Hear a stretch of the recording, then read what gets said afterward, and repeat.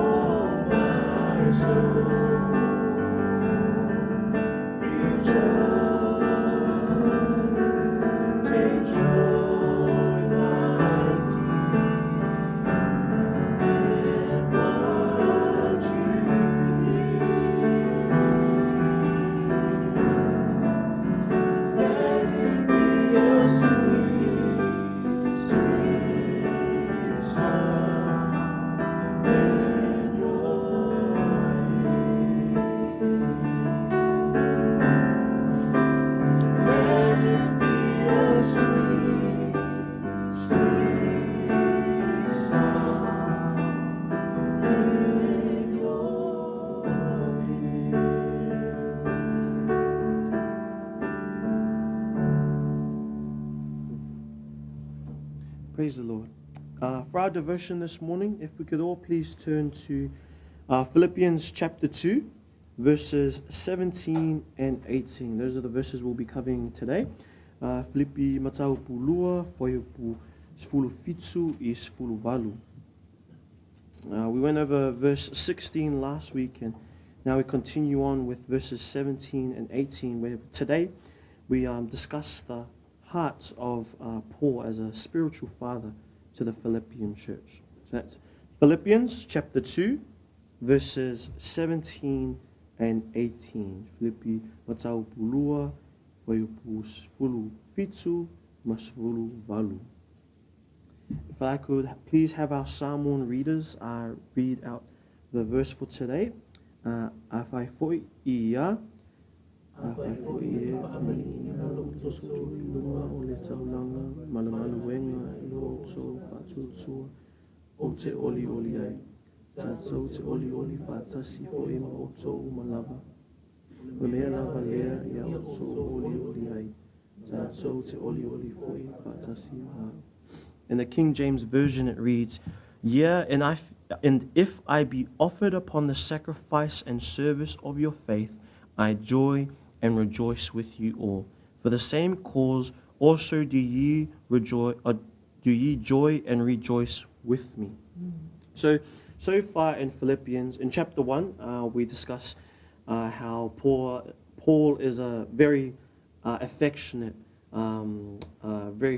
writing to the church of Philippi. He expresses a lot of gratitude and a lot of deep love for them. And then he also goes on to encourage them to continue to share the gospel despite persecution, especially because Paul was writing this book whilst in prison.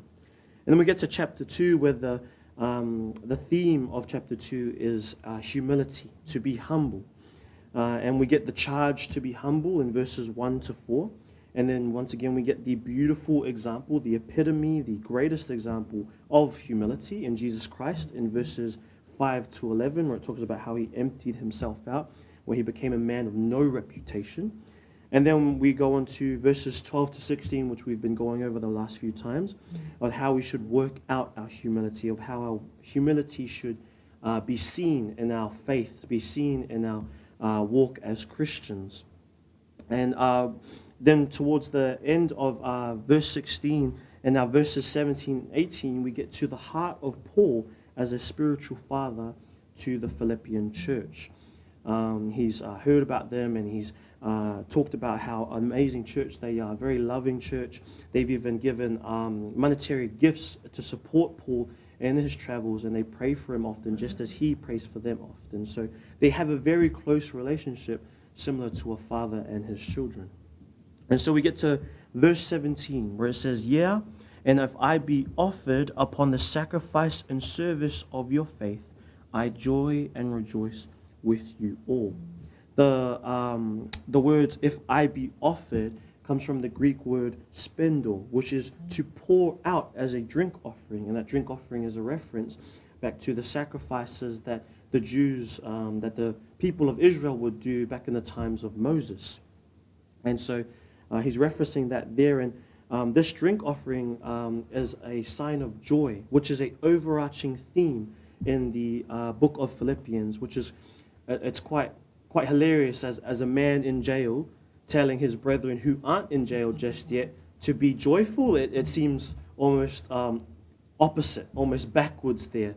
But that's how strong Paul's faith was in God, that despite literally being faced with bars and possible imminent death around the corner, he never knew, they could have executed him any moment, he was still telling his brethren who are out there to be joyful, to rejoice. He says, even use my bonds as an encouragement to continue to share the gospel. And so Paul also uses similar language of calling himself an offering. He uses similar language in his final letter to Timothy, which is his last letter, in which soon after he passes away, or he is killed for the faith, he is martyred. In 2 Timothy 4 verse 6, he says, "For I am ready to be offered, and the time of my departure is at hand." He saw his life and death as an offering unto Christ. He saw that living for Christ was an offering, and dying for Christ was the end of that offering of his life. So Paul is likely referring to the fact that if he was to die at any stage, because once again he is in prison, they could have decided to execute him at any moment, is that if he was to be executed at any moment, he would be happy at the stage of the Philippian church's faith. He would joy, and so should we. He's drawing back to the overarching theme of joy once again. See, Paul is happy with the state of the Philippian church, for they are faithful brethren. Their faith has sacrifice and service, as he mentions in verse 17. He isn't saying that their faith is perfected, for that is impossible as humans. We only reach the perfection of our faith when we go to the Lord. But it is a growing and actionable faith. Their faith is visible. Their faith is seen in the way that they live their lives. And for that, Paul is happy that his spiritual children are living lives for Christ. Remember, he's encouraged the book of Philippians, it's not a book of corrections. It's not a long list of corrections like in the book of 1 Corinthians that we went through church last year. He actually expresses great affection to them. He's calling them to be encouraged by his state of prison. He's encouraging them to continue to share the gospel, to continue to be humble like our Savior was, to continue to do the good work that they have been doing so faithfully. So Paul is happy and is rejoicing in seeing that his children are growing and not just living stagnant lives. They're not doing silly practices as like the churches in Corinthians, in which he had to correct and tell them, oh, actually, you shouldn't be doing that. And so this book, once again, goes to show how much of an amazing church the Philippians were, in the sense that he doesn't give correction, and that he was saying, man, if I was to die right now, if I was to be offered up unto God right now, I would be happy. I would joy in what you guys are doing. I would joy in the fact that you guys are growing. Not the fact that they are perfect, not the fact that they have everything together, but the fact that they are growing and living lives for Christ. This is a heart that our pastors share as well, that the pastors share and the pastors have for us as their spiritual children, as their flock, as they are our shepherds, and that the sense that they want us to grow. They want us to be living in our words, to be reading and holding forth, as we said in verse 16, holding forth to the word of life, to be working out our salvation, to not be mumbling and murmuring and disputing, but to live Christ-led lives. So even when he dies, he'll die happy because he sees that his children, his spiritual children, are living Christ-led lives. Apostle John expresses a very similar sentiment in 3 John chapter 1, verse 4. And this is a verse that my parents would often quote to me and my siblings. And they always said that this would be their greatest joy. And it says in 3 John chapter 1, verse 4, I have no greater joy than to hear that my children walk in truth. I think that is one of the greatest desires that you can have as another human being for another human being, to see them walk in truth. You wouldn't want to see them walking in their sin. You wouldn't want them to see them walking their way straight to hell. We want to see people walking in truth, whether they be loved ones or strangers. We want to see each other walking in truth, walking Christ-led lives. And then we get to verse 18 where he says, for the same cause also do you joy and rejoice with me. In verse 18, he tells them to rejoice with him, even in his death, because he believes that his death is imminent. Even if he is to be offered up, even if he is to see the end of his life, he tells them to joy and rejoice with him. Because even if he is in prison, once again, it's quite a backwards thing to be seeing. A man in prison, a man who has suffered a lot. We've seen a list in 2 Corinthians where it talks about all the different punishments. Despite all of this, Paul is telling the Philippian church to rejoice, to be joyful, even in his death. Once again, Paul, a very influential figure, a very strong brother in Christ to the Philippian church, a father figure to these people, a shepherd to these people, and he's being beaten, he's being living a horrible state of situation there. Not that, the prisons back then, prisons now aren't even that nice. Prisons back then were way worse. But he's still saying, rejoice, joy. Even if I'm to die right now, rejoice. And why we don't have to be sad, he mentioned it in Philippians chapter 1, verse 21. The beautiful verse that we love to quote here, where it says, for to me to live is Christ, and to die is gain. To live is Christ, and to die is gain. In this life, we have all that we need in Christ. But when we die, we gain. How amazing is that? Usually people, when you die, it's a loss. But for believers, we gain eternal life. We gain the fullness of our eternal life that was guaranteed when we believed in Christ. We gain the opportunity to come before the Father face to face, to worship at his feet, to live a life where our bodies no longer suffer these ailments that we have, where we don't get tired, where we don't have to eat or drink necessarily, we don't have to rest. We can just be before the Father and worship him for all of eternity. That was why he is telling us to joy. That is why he's telling the Philippian church to rejoice despite his parting. Just like we have farewell brethren, there is a joy for us when we see that they go to be with the Father.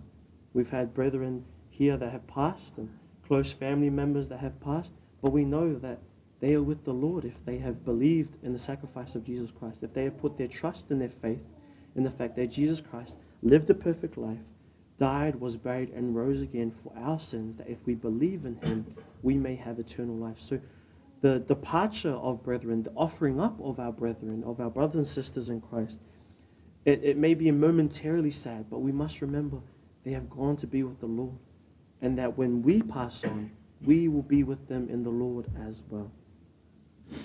So this is the heart of Paul as a spiritual father to his flock, to see that they are growing, to see that they are living lives that are led by Christ, that are sharing the gospel, that are holding forth to the word of God, that are using the example of Christ in his humility to also action out humility in their life. This is his desire. But this heart of Paul, it comes from the Heavenly Father, that heart for us to grow, that heart for us to be living faithful lives for Christ, that heart for us to be living lives that our actions are shining and reflecting Christ, where our words are reflecting and shining Christ. That is the heart of our Father, in which our spiritual fathers like Tamar, like Freddie, like Ota, like Ian, like Fala share as well. And we should share for one another as well, to see each other walk in truth, to encourage one another to be humble, to encourage one another to be like Christ, to encourage one another to rejoice even in the passing of close brethren.